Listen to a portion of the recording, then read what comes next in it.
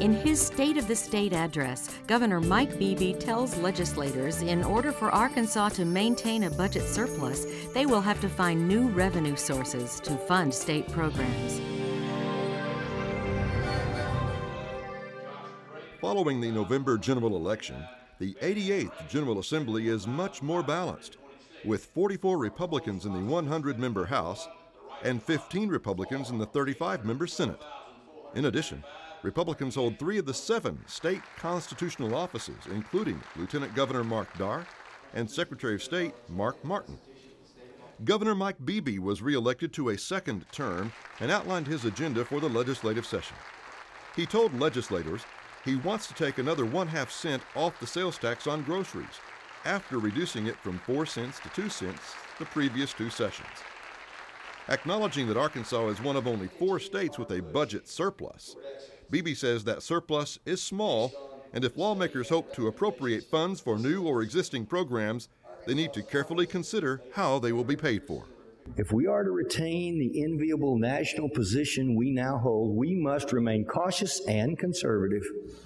If you make a proposal that seeks to cut revenue or increase spending, the only responsible approach is to state precisely where that money is coming from.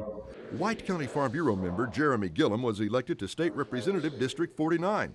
One of several Farm Bureau leaders serving in the legislature, Gillum says his rural and agricultural constituents will have a staunch advocate. They're going to have a champion in me on those issues, and I think most of the House, the Speaker, they know that that's where my heart lies, and they're going to, I think, make sure that we're included in a lot of the discussions and decisions that are going to be made that are going to impact agriculture.